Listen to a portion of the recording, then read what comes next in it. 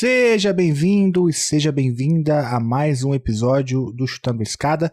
Aqui é Felipe Mendonça e hoje eu recebo a grande pesquisadora e professora Camila Vidal. Ela é lá da Universidade Federal de Santa Catarina, atua tanto na graduação como na pós-graduação em Relações Internacionais.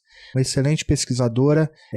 Além de tudo, ela tem uma vasta publicação aí sobre o papel das ideias, as relações internacionais, o poder das ideias, a discussão sobre a manutenção hegemônica através da construção de consensos, o papel dos Estados Unidos nisso tudo, como que os Estados Unidos articulam as suas ideias, por exemplo, em regiões como a América Latina, ou seja, como que as ideias têm poder e como que os Estados Unidos utilizam as ideias para poder difundir no mundo o seu estilo de vida, né, e a sua visão sobre principalmente como se deve organizar a política e a economia. Camila Vidal tem uma vasta publicação sobre o tema, como eu já mencionei, eu recomendo que você dê uma olhadinha lá nos textos da professora Camila. Enfim, ela também é pesquisadora do Instituto Nacional de Ciência e Tecnologia para Estudos sobre os Estados Unidos e também do GPIC, que é o Grupo de Pesquisa e Estudos Estratégicos de Política Internacional Contemporânea. Bom, o Chutando a Escada, como você sabe, é um projeto de divulgação científica na área de relações internacionais que é patrocinado, apoiado, né, pelos seus ouvintes, não tem nenhuma vinculação institucional. Então, se você gosta desse projeto, gosta de divulgação científica, gosta de política internacional, considere apoiar o Chutando a Escada. Para isso, é muito simples, basta entrar em www.chutandoaescada.com.br e você pode contribuir lá a partir de R$2. E a gente vai bolar aqui uma promoção relâmpago. Você sabe que o Chutando a Escada auxiliou aí na organização de um livro chamado O Manual da Internacionalista Recatada. Se você entrar como apoiador ou como apoiadora do Chutando a Escada, nos próximos dias a gente também envia um livro para você, tá bom? Mas essa promoção é limitada, hein? Prazo é limitado, então vai valer aí na data de publicação desse episódio e na semana seguinte. Eu quero aproveitar e pedir para você que tem interesse no tema, visitar ali a descrição do episódio. A gente vai deixar lá alguns textos da Camila, incluindo um último chamado Repensando a Dependência Latino-Americana, Atlas Network, institutos parceiros no governo Bolsonaro, publicado na Revista Brasileira de Ciência Política, junto com a Jade Lopes, que também é uma pesquisadora do grupo. Luan Brum também está no grupo, já esteve aqui, inclusive falando da Atlas Network também. Se você se interessa pelo tema, eu recomendo que você também escute o episódio com o Luan Brum aqui no Chutando a Escada. Bom, então só lembrando, hein? Apoiadores e apoiadoras novas aí no Chutando a Escada vão ganhar um livro, o Manual da Internacionalista Recatada. O Geraldo não tá aqui, então eu bolei essa promoção na minha cabeça, ele que se vire para fazer isso funcionar. Tá bom? E vamos pro papo então, sem mais delongas, com vocês, Camila Vidal, falando sobre o poder das ideias e a manutenção hegemônica através do consenso. A escada é uma construção que serve para fazer um deslocamento vertical. Nem sempre é assim, mas tem um jeito de facilitar tudo isso. Elevador? Não.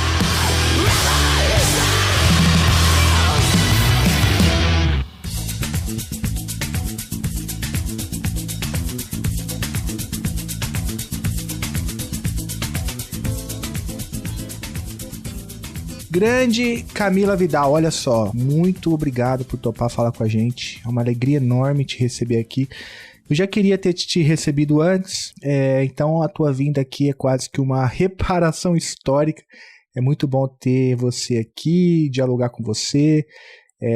Além de tudo, eu sou leitor do que você escreve, eu acho tua pesquisa muito interessante. Então, valeu demais por você topar conversar com a gente.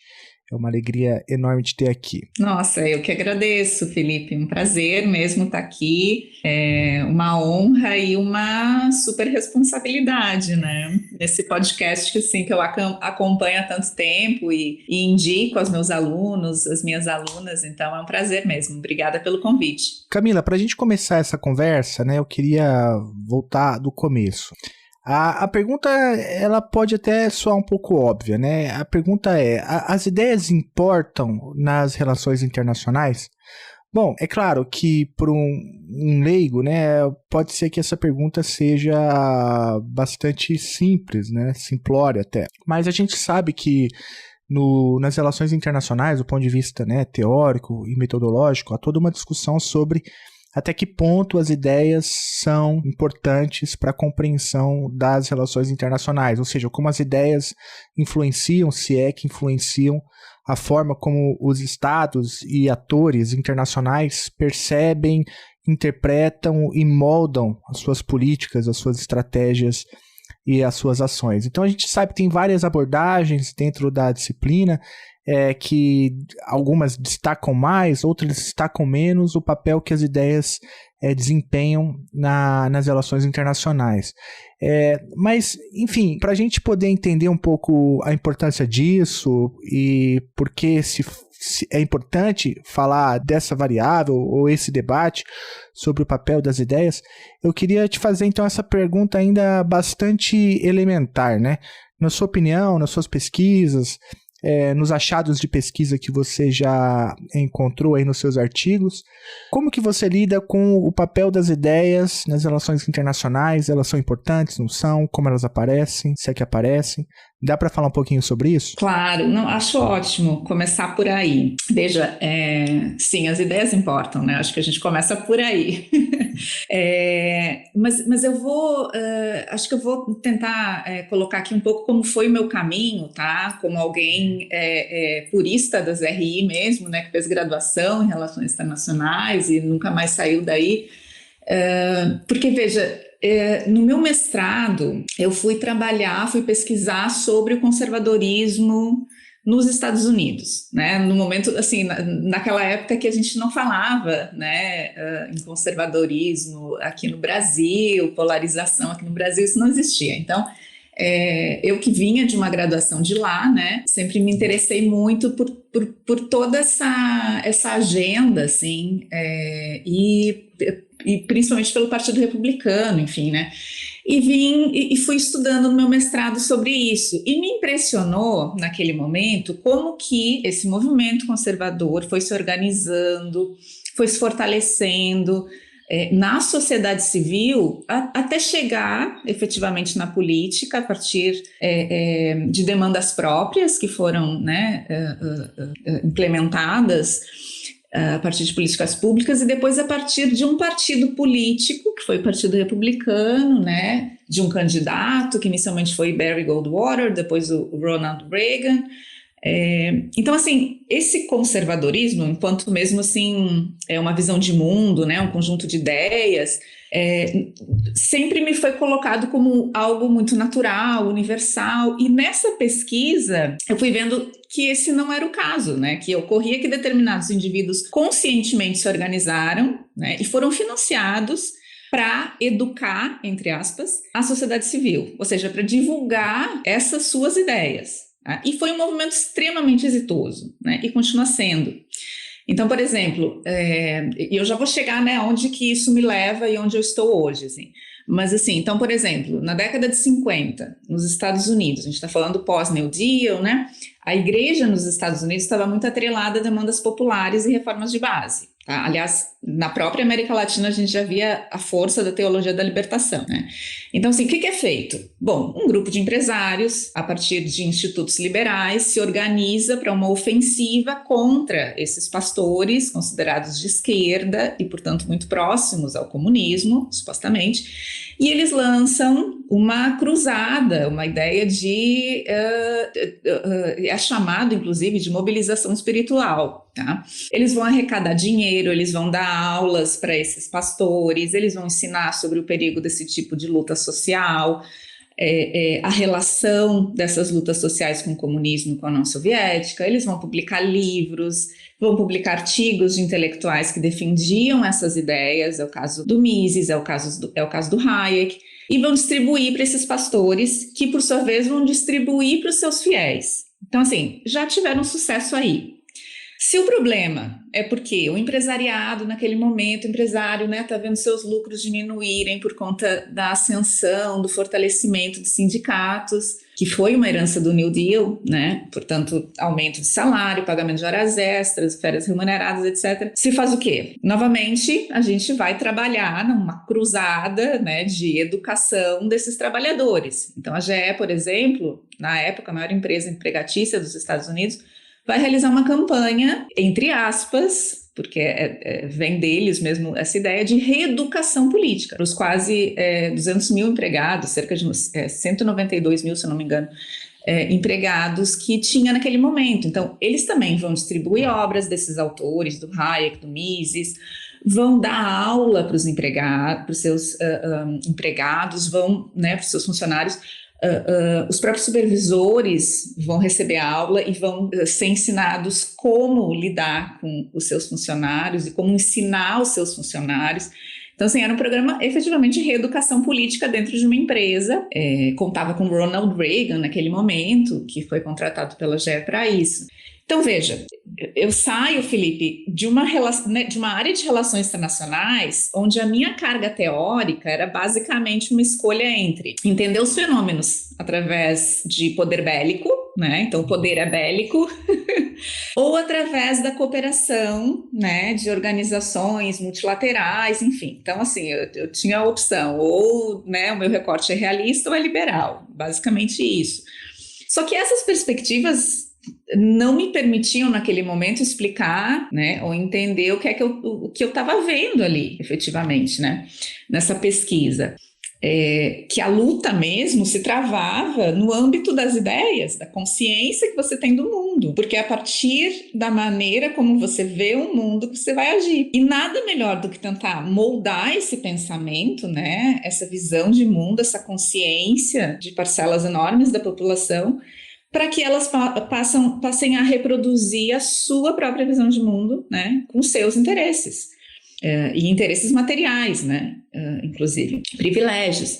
Então, eu saio de uma área que sequer prioriza, né, abordagens teóricas e o âmbito das ideias, porque, né, a gente está falando de uma área que prioriza o poder bélico e, né, estudos, pesquisas, onde o referencial teórico é relativamente negligenciado, assim, e onde a própria área de RI incorporou essa naturalização e essa universalização de determinadas perspectivas, né, e mesmo de autores. É o caso, por exemplo, do Morgenthau, né, que a gente, obviamente, desde lá do primeiro semestre de uma graduação em Relações Internacionais, a gente vai entender o que é o realismo a partir do Morgenthau e tal, como se fosse natural, né, algo dado, enfim, quando na realidade é um intelectual que até então era relativamente marginal no âmbito da academia estadunidense, até que a Rockefeller Foundation resolve financiar ele, publicar ele, né, divulgar ele, e ele alcança a proeminência que alcançou.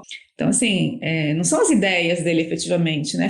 Foi tudo, toda a organização em torno dessas ideias que sustentam uma determinada visão de mundo, né, e de interesses que naquela época fazia muito sentido para uma política externa estadunidense. Então, só para finalizar, assim, esse meu, né, tentando explicar como que eu cheguei até aqui, é que, veja, me parece que os conservadores, aqueles que eu estudava, né, eles entenderam muito bem o poder, o papel das ideias, né, e aplicaram isso, souberam aplicar isso. Então, a gente vai ver o Robert Nisbet ele tem um livro, inclusive, Ideias Têm Consequências. A gente vai ver o Arvin Kristol falando que o maior poder que alguém pode ter é o das ideias, porque é a partir da sua visão de mundo que você vai atuar nesse mundo, né? Aqui no Brasil, o próprio Carlos Lacerda tem um livro lá dele, cujo título é O Poder das Ideias. Então, eu tive que meio que por conta buscar algo para além do que, né, me tinha sido ensinado assim, na graduação em Relações Internacionais. E daí é que eu chego no Gramsci, no Antônio Gramsci, nos neo-gramscianos, depois de ler um livro do René Dreyfus, né, 1964, A Conquista do Estado, que eu fiquei fascinada. Eu disse, é isso que eu quero, é por aí que eu quero ir. Foi interessante a maneira como você construiu, né, essa discussão sobre as ideias, porque assim, no limite, né, existem tantas ideias quanto indivíduos no mundo, né? Mas a questão não é a ideia em si, né? Pelo que eu estou entendendo da discussão, é a maneira como se utiliza, né? Utiliza-se uma ideia que muitas vezes passa por um esquema de financiamento com recursos públicos ou com recursos privados, ou seja, as ideias elas não são naturais, elas não são inocentes, aquelas, por exemplo, que ganham o mundo, né? Há todo um esquema, se eu estou entendendo correto, né, de financiamento, ou seja, as ideias, as principais, essas que a gente está falando, essas que moldam a política externa, elas são úteis para a defesa de um determinado interesse, não é por aí? Exato, não poderia ter colocado melhor. Eu acho que é isso. Não? Quando eu digo assim, né, que a gente precisa redimensionar o papel das ideias, não é que eu queira privilegiar a ideia em si, né? A teoria, a perspectiva em si. Eu quero que a gente possa analisar como que elas são formuladas, difundidas, propagadas e internalizadas, né? De maneira que a gente sequer tem a percepção, às vezes, internaliza de maneira tão natural que sequer a gente tem a dimensão ali de que essa visão de mundo, ela não me diz respeito ou ela me prejudica, né? E eu estou, na realidade, reproduzindo uma visão de mundo que não é minha, e que mantém privilégios e interesses de uma outra parcela da população, de uma outra classe, né, ou mesmo de um outro país, enfim. Então, eu acho que é por aí, é o uso interessado, sim, tu fosse assim, no ponto, né, é o uso interessado dessas ideias. Bom, e essa discussão do uso interessado das ideias, eu acho que tem uma perspectiva teórica, inclusive, que você usa muito bem nas tuas pesquisas, né, que é justamente a contribuição neo-gramsciana, né, para o debate, né? Tem uma galera aí das relações internacionais que usa bastante e que justamente parte dessa perspectiva, né, de que as ideias sim importam, a construção dos consensos, né, dentro dessa lógica interessada das ideias, né, e que tem toda uma construção teórica por trás disso, né, que tem, como eu disse, por origem a discussão do Gramsci, e se você pudesse falar um pouquinho disso pra gente, eu acho importante, até pra gente entender mesmo também um pouco da tua assim, base teórica e metodológica. Tentando ser bem didática, assim, para um público que talvez não esteja tão inserido dentro, né, dessa perspectiva, mas assim, a ideia é que uma classe social, ela vai tentar manter, né, os seus privilégios, portanto, defender os seus interesses, né, principalmente materiais, enfim, a sua posição de domínio a partir de duas formas, tá? Então, vai tentar manter essa hegemonia, né, no caso de uma classe dominante, a partir de duas formas, ou por coerção ou por consentimento, né, ou consenso. Então, assim, a coerção é daquela forma violenta, né? Assim, violenta que eu digo, violenta não é um bom uso, porque o consenso também é violento, se não mais. Mas é aquela dimensão que a gente consegue perceber, né? A coerção, ela está lá, é uma intervenção militar, é uma sanção, assim, a gente consegue identificar. Já o consentimento é aquela estratégia extremamente efetiva, muito eficaz, né, e muito menos custosa, que é fazer com que seus interesses sejam de tal forma universalizados e impregnados mesmo na outra parcela da população para que eles próprios reproduzam isso, né, consintam com esse domínio.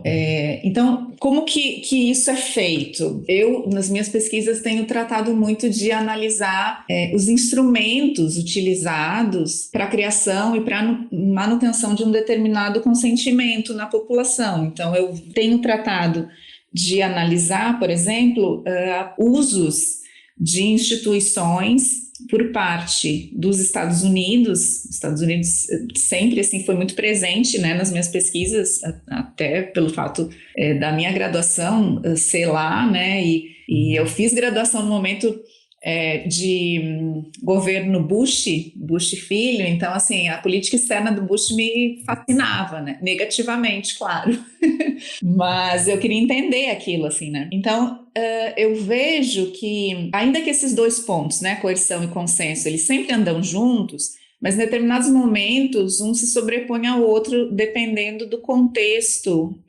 social, político, econômico, né, internacional, enfim. Então, enquanto que na Guerra Fria, por exemplo, era muito mais fácil os Estados Unidos se utilizar de coerção para desestabilizar governos considerados não submissos aos seus interesses, né, minimamente progressistas, enfim. Era fácil porque se tinha ali um inimigo, que era o comunismo, que era a União Soviética, então contra ele vale tudo, inclusive intervenções militares, né? Então a coerção era dada, né, nessa política externa. O consentimento também existia, né, ao mesmo tempo, assim. Então, assim, mesmo antes de uma intervenção militar, você precisa preparar o terreno. Então, como é que você prepara o terreno? Desde institutos que financiam determinados candidatos, institutos que lançam boletins supostamente científicos, né, sobre o perigo comunista e tal. Até mesmo o uso de publicidade, né, rádio, jornal, enfim.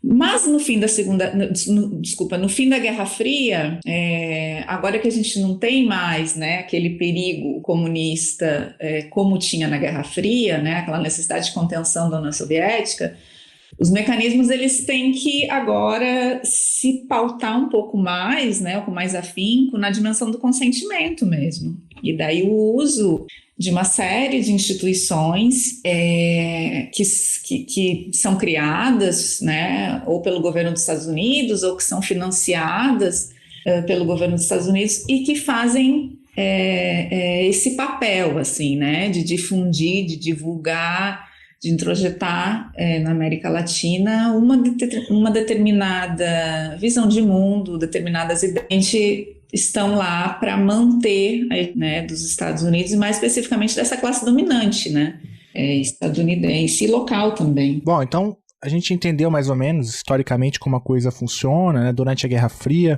havia preocupação que a gente sabe muito bem, né, da política externa dos Estados Unidos, de conter que eles achavam como um avanço do comunismo, né? Então havia uma dimensão da política externa americana, né, de convencimento, principalmente dos seus aliados, ali, do seu entorno estratégico, de que a democracia liberal, de que a economia de mercado eram mais eficientes do que o que eles achavam, né, e chamavam de ideologias exóticas da União Soviética e assim por diante.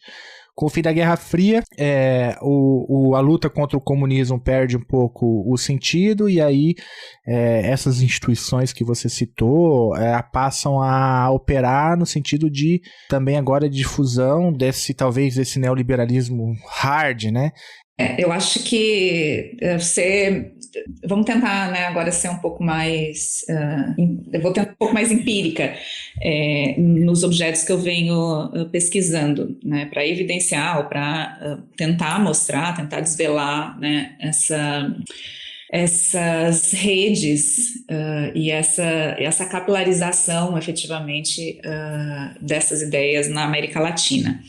Mas, assim, grosso modo, né, são interesses, são ideias que visam a manutenção de domínio, né? Então, assim, a gente está falando de um modelo neoliberal, né, um modelo neoliberal que, obviamente, não abrange só a economia, mas, para trazer aqui o Dardot e o Laval, é uma razão de mundo, né?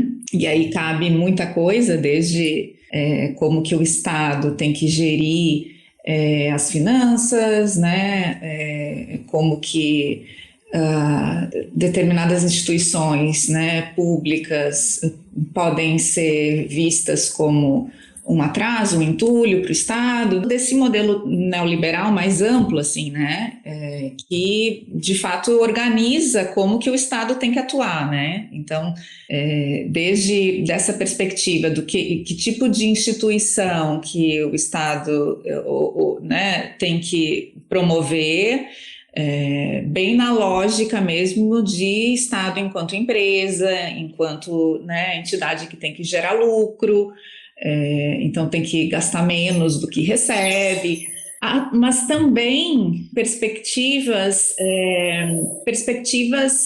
masculinas e mesmo religiosas. Então, assim, não é à toa que o neoliberalismo ele está associado a um determinado uso da religião, né? E por isso aquela minha fala anterior, que eu falei daquela cruzada espiritual, né? A mobilização espiritual que foi feita.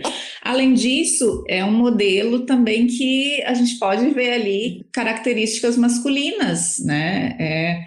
O neoliberalismo é pensar o Estado a partir de características como racionalidade, né? Então, assim, a dimensão da empatia ou a dimensão da subjetividade ou da compaixão não tem espaço. Isso seria um estado de bem-estar social, um estado babá, um estado mulher, né? Então, eu diria assim que são visões de mundo que são difundidas, né, instrumentalizadas para a manutenção de uma posição de domínio já estabelecida. E o neoliberalismo, de fato, assim, eu acho que é o que congrega, né, todas essas facetas, assim.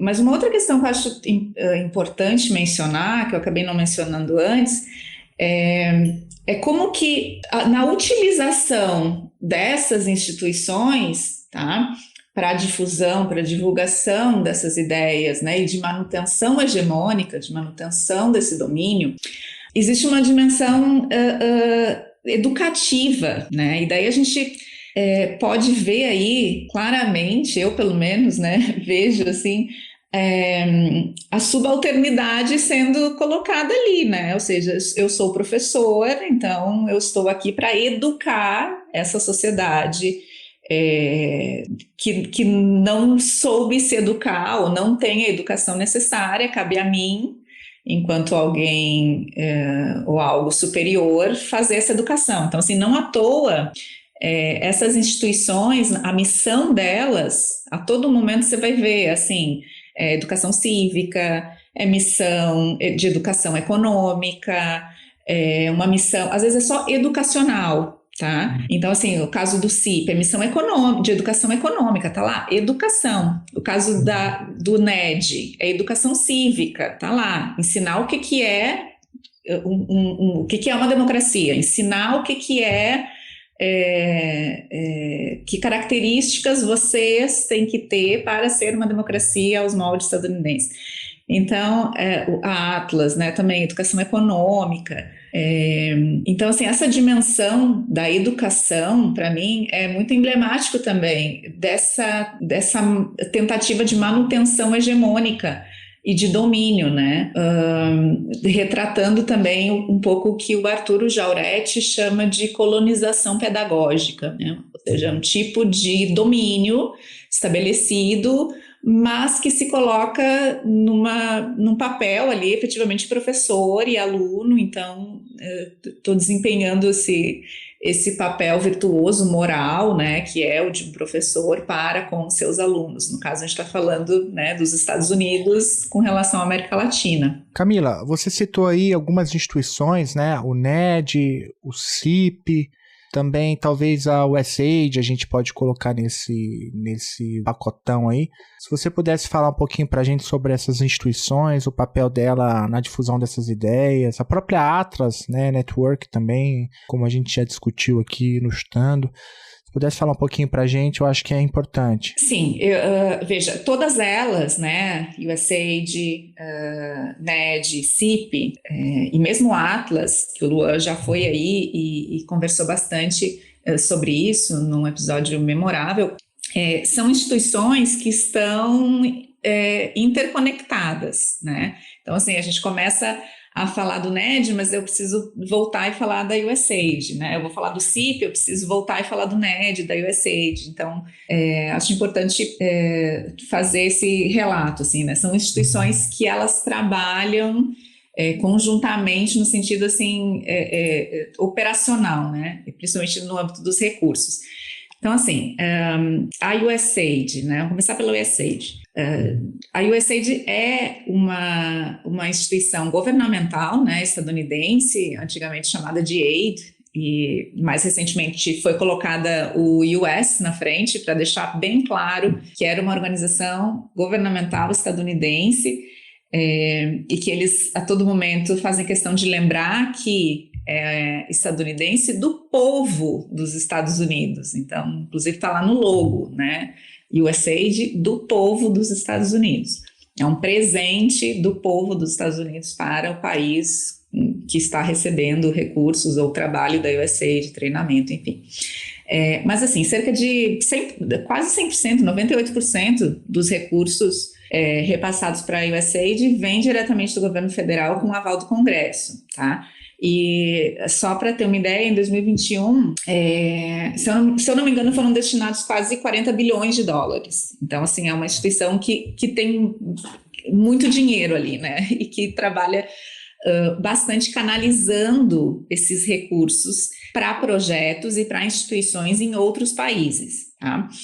Na América Latina, essa instituição desempenha um papel bastante importante, tá? E a própria América Latina é vista para eles como uma região extremamente estratégica. Então, assim, a última, eles, de tempo em tempo, eles fazem relatórios de estratégia regional conjunta da USAID, tá? E do Departamento de Estado. O último que eu tive acesso, que foi de 2019, eles colocam ali a preocupação que eles têm com a atuação chinesa e russa na região, a preocupação com países considerados autoritários, como Venezuela, Nicarágua, Cuba, né, a tríade.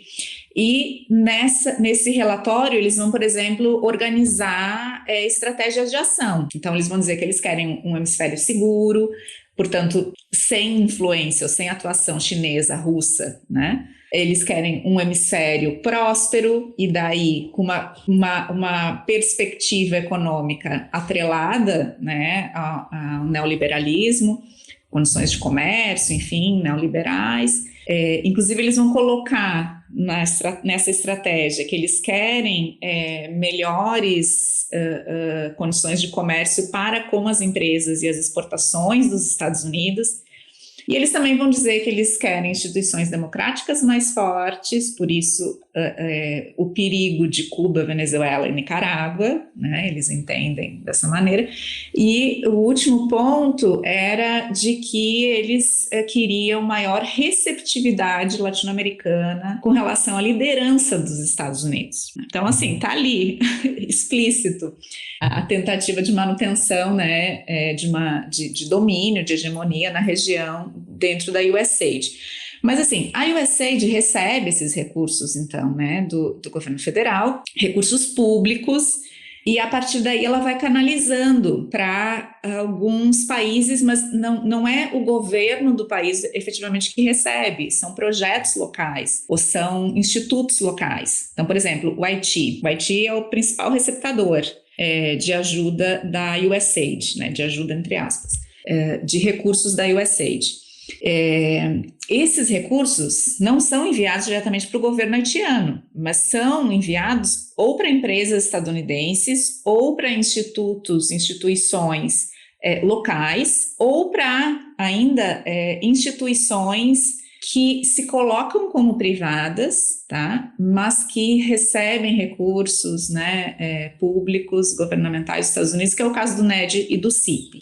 E daí lá nesses países esses institutos vão agir fazendo todo esse trabalho, né, de promoção de uma determinada ideia de democracia, de uma determinada ideia de livre mercado. O NED, por exemplo, promove essa ideia, né, assim, formalmente é uma instituição criada para a promoção da democracia, tá?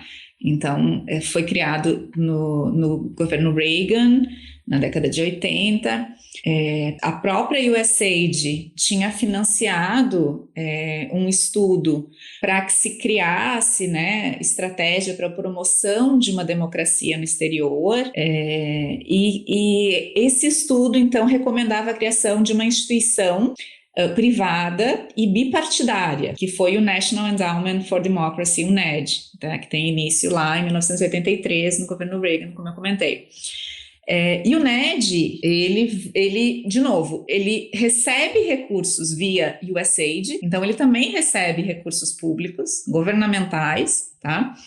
Mas ele é apresentado como uma instituição privada, né? E daí isso faz parte dessa tentativa, assim, de retirar a dimensão governamental, pública, né, desses institutos.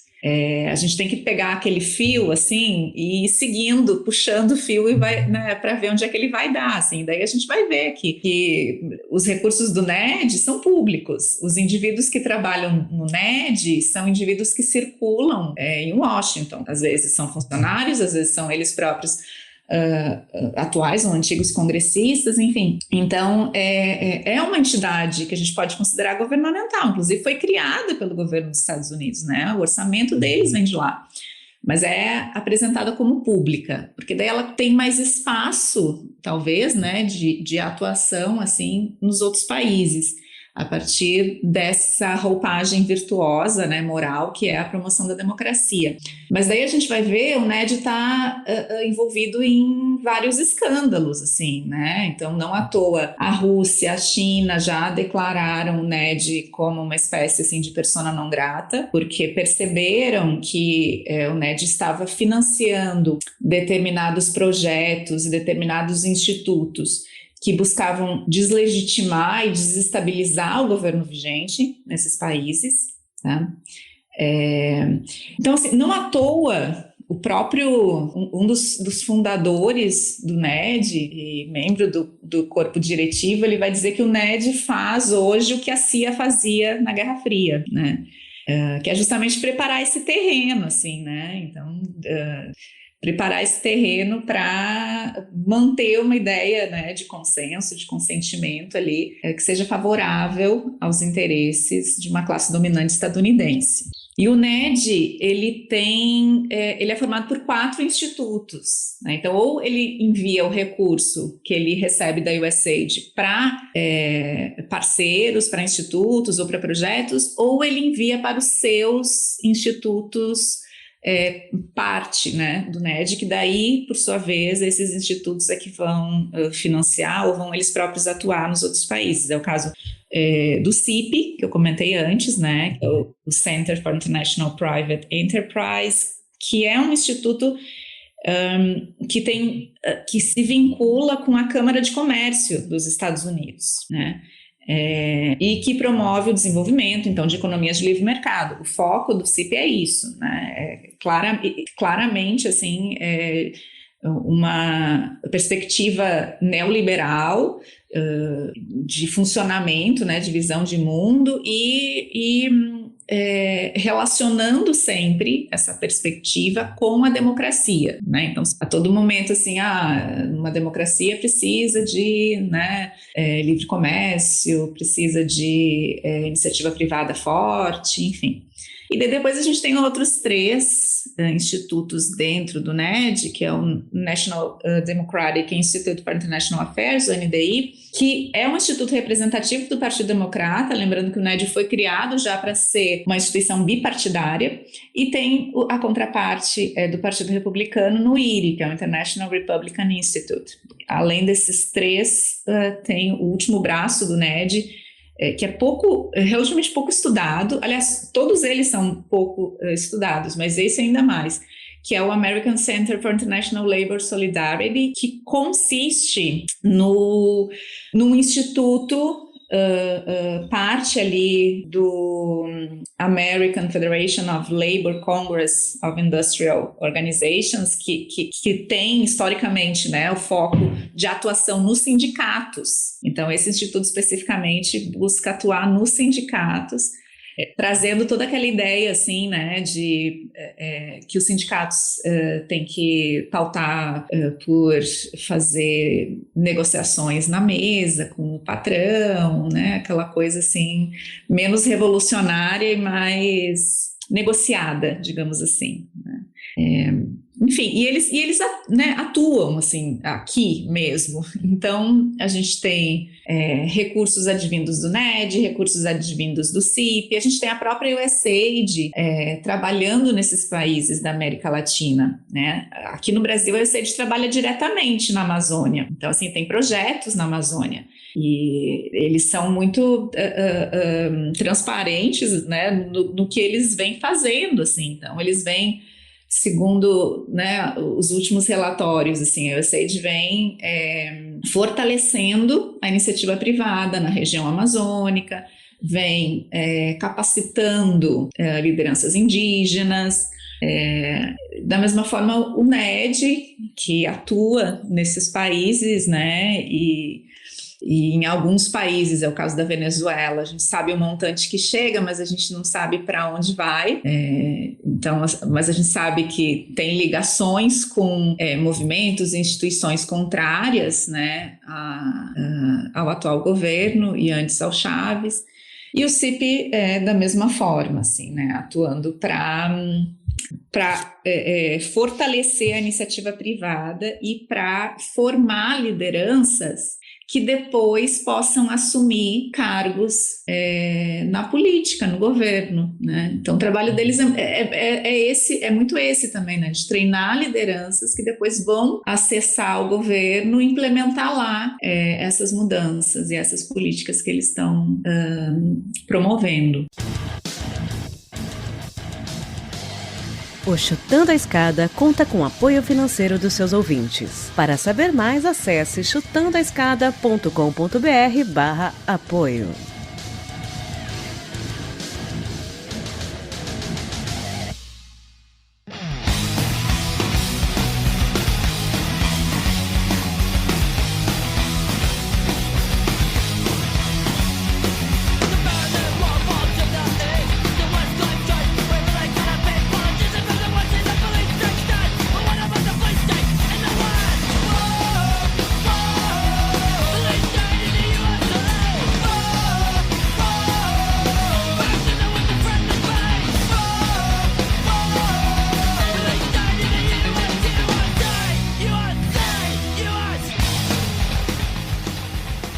Camila, eu quero aproveitar a tua presença aqui para perguntar um negócio que eu também sempre quis entender, eu nunca entendi muito bem. Até isso aparece também nas tuas pesquisas, né? Que é justamente essa confusão entre o que é público e o que é privado, principalmente quando a gente olha para o NED, para o CIP e para as USAID, né? E, inclusive para a Atlas Network, porque às vezes o dinheiro corre como se, a partir do público, né? Mas de repente está defendendo um interesse que é privado, e às vezes o contrário também ocorre, né? É um dinheiro que aparentemente parece que é privado, mas está atrelado a uma ideologia de um determinado governo, de um determinado estado. Ou seja, essa relação entre o que é dinheiro público, o que é dinheiro privado, o que é interesse público, o que é interesse privado, às vezes eu acho que há uma intersecção entre essas coisas, né? E talvez, e aí eu te pergunto isso, né? Como que essa relação se dá e se de fato a coisa é feita para ser assim mesmo, né? Para não ser muito bem claro, para não ser rastreável, até para aumentar talvez a penetração desses grupos e dessas ideias em outros países. Mas, enfim, como que você explica, então, essa relação entre o público e o privado dentro disso tudo que a gente já falou? Eu acho que, sim, são alguns pontos que a gente precisaria lembrar, assim. Primeiro, começando por esse último ponto, né, do público versus privado. O que a gente percebe é que todos esses institutos, eles recebem financiamento público, então dinheiro do contribuinte, né, nos Estados Unidos. Mesmo a Atlas, que é esse núcleo de onde recursos vão sair para os seus parceiros e treinamento também são feitos nos seus parceiros. A Atlas também recebe recurso público, né? Então, todos esses institutos recebem recursos que são públicos, vêm do contribuinte estadunidense, né? E desempenham ali uma função atrelada à manutenção de interesses que são privados. Estão ali defendendo, por exemplo, flexibilização das leis trabalhistas, que obviamente quem lucra com isso é o empresariado, né? É o empresário. Então, assim, são interesses privados, não são públicos. O interesse é privado, o recurso é público. Só que esse interesse privado, ele é vendido como algo bom para todo mundo, ou seja, como algo público, no sentido de que faz bem para todo mundo, é bom para todo mundo, vai gerar mais emprego no âmbito da flexibilização das leis trabalhistas, por exemplo.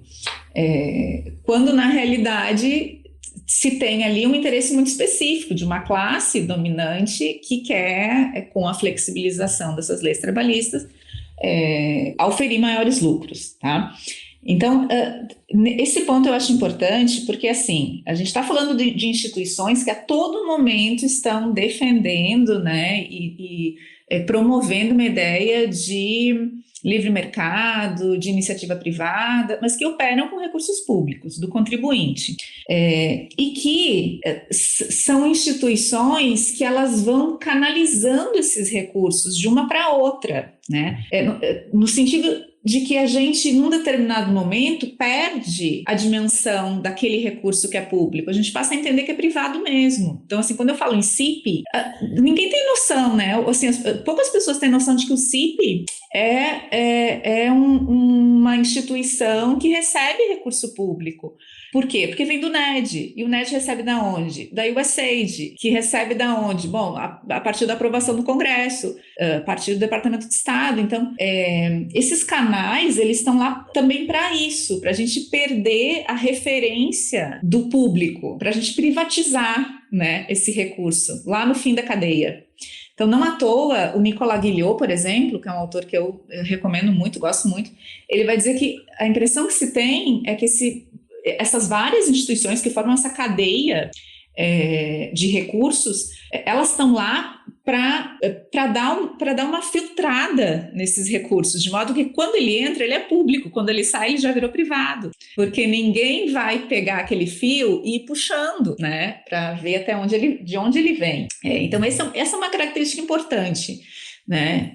Não à toa são instituições que são capilarizadas, né? Que se colocam na sociedade, que se colocam como instituições, às vezes, locais, que estão lá para desempenhar um papel ali importante para a sociedade, levando expertise, levando conhecimento, né? E educando essa sociedade. Então, tem um segundo aspecto que eu acho importante mencionar, que é o aspecto, assim, do intelectual ali, né? Não à toa a gente chama de institutos, né? Ou think tanks, porque tem toda uma dimensão ali de um centro que pensa, que educa, que pensa e que busca refletir acerca dos problemas da sociedade e das soluções. Então, vão ter indivíduos que trabalham ali, que vão exercer esse papel de intelectual orgânico mesmo, que vão, inclusive, se pautar na mídia, vão fazer artigos, vão divulgar a partir de cursos, de treinamento, de fóruns, é o Fórum da Liberdade, por exemplo, né, considerado o maior fórum neoliberal da América Latina, é um dos maiores do mundo.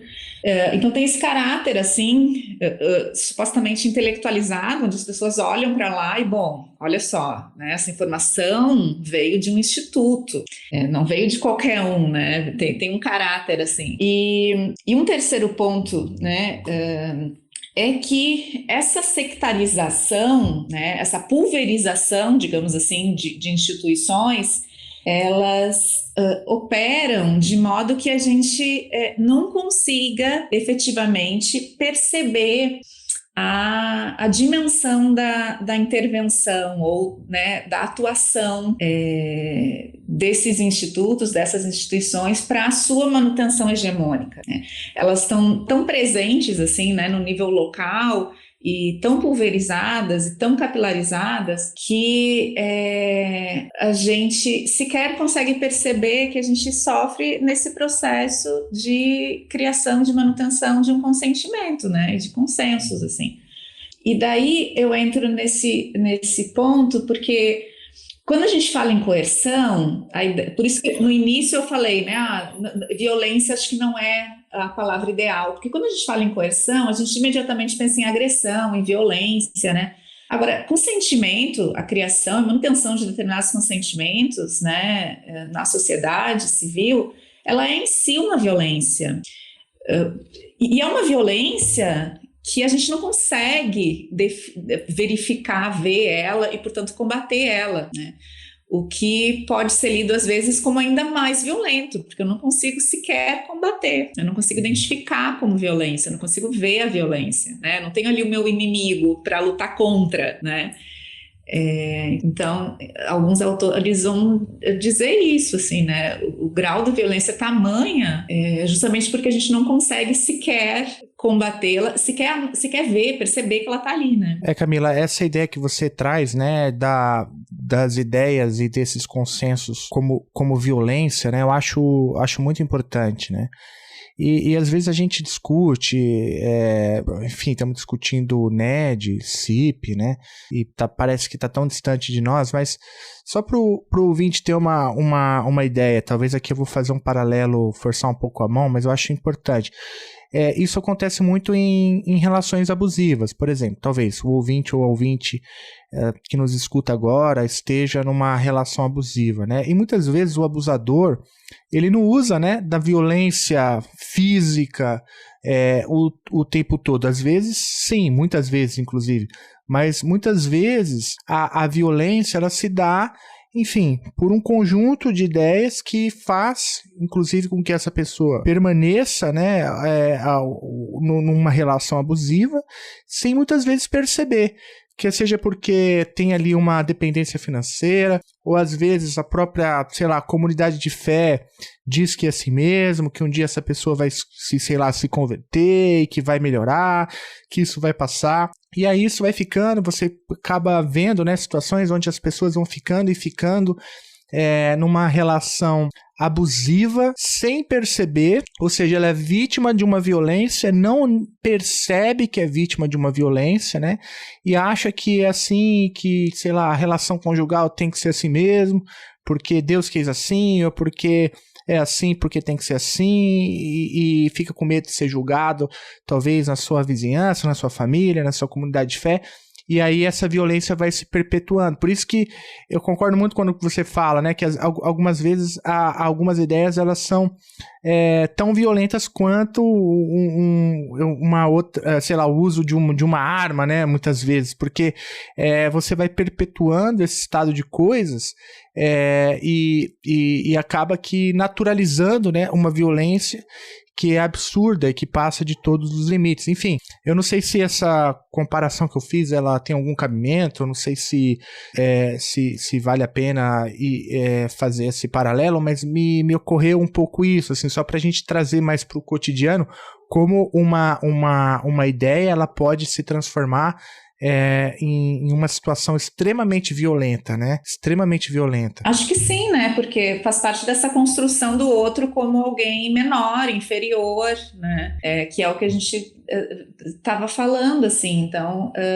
acredito que sim. E daí, nesse âmbito, assim, neogramsciano, toda a ideia da educação, da ajuda, né? Então, acho que isso também vai um pouco ao encontro da relação que tu fizesse agora, né? Então, por ser alguém que está colocado num papel inferior e o outro numa posição de domínio, né? Ele se veste com essa roupagem moral, assim, de ajuda ou de virtuoso, assim, de ser alguém que vai efetivamente te conduzir, assim, né, enfim, daí a dimensão toda do domínio acho que tá posta, né, ali.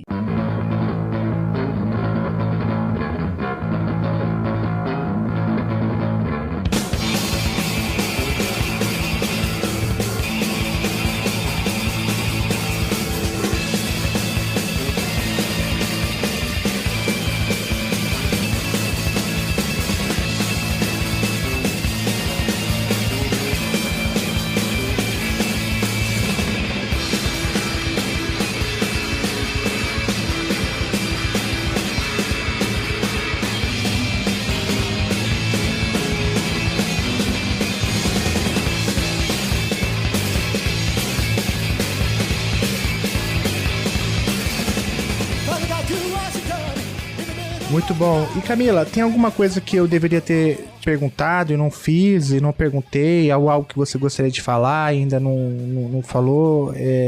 Algo que você gostaria de acrescentar? Eu queria só comentar, assim, como que no momento em que a gente consegue, né, desvelar essas redes, efetivamente, né, a gente vai se aproximando, né, de perspectivas, assim, de visões de mundo, de abordagens teóricas que são mais críticas com relação às perspectivas e abordagens teóricas basilares das relações internacionais, né? Então eu finalizaria assim propondo que a gente tentasse fazer essas leituras, né, da nossa realidade, enfim, com lentes efetivamente mais críticas, mais complexas, que evidenciem esse emaranhado, né, que está por trás e que é invisível às vezes, mas que nem por isso é inocente ou é menos violento, né? Pelo contrário. Camila, olha, muito obrigado pelo teu tempo, muito obrigado por topar conversar comigo. Eu acho que a tua pesquisa lá é extremamente importante, né?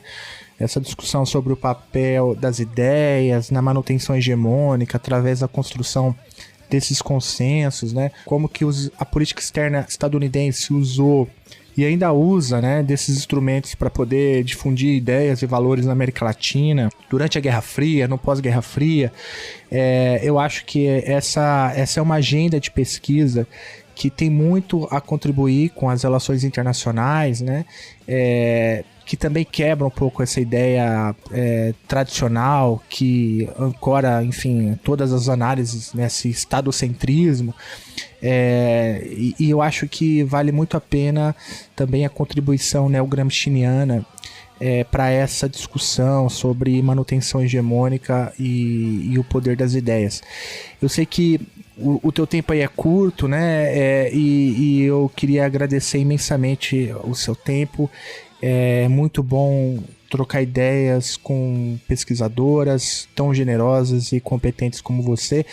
E também eu queria fazer um agradecimento que eu não fiz no início do episódio, que é aos seus dois filhos, né? Como eles chamam? Do Arthur e do Davi. Ao Arthur e ao Davi, que cederam a mãe para poder conversar aqui um pouquinho com a gente. Então, Arthur e Davi, muito obrigado. Talvez no futuro vocês escutem isso, quem sabe. Então fica aqui meu agradecimento no ar a vocês dois, grande Arthur, grande Davi, pela concessão que fizeram ao Chutando a Escada, permitindo que a mãe de vocês gravasse agora em horário tão atípico, né? Então, muito obrigado, Arthur. Muito obrigado, Davi. Camila, adorei conversar com você. Muito obrigado. E olha só, espero que o nosso próximo encontro seja presencial e chega de encontros online. Poxa, eu que agradeço, Felipe. Um prazer mesmo e uma honra estar aqui. Bom, a recíproca é verdadeira, mas né, quero dizer que foi um convite assim, que eu aceitei com muito carinho e espero ter contribuído de alguma forma, tá? Obrigada mais uma vez.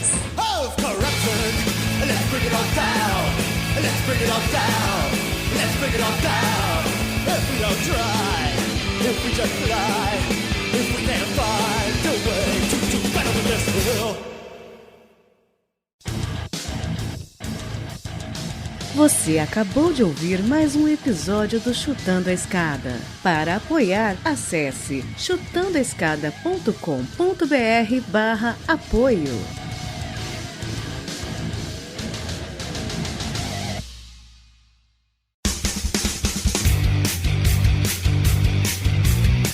Cortes, edição de podcast.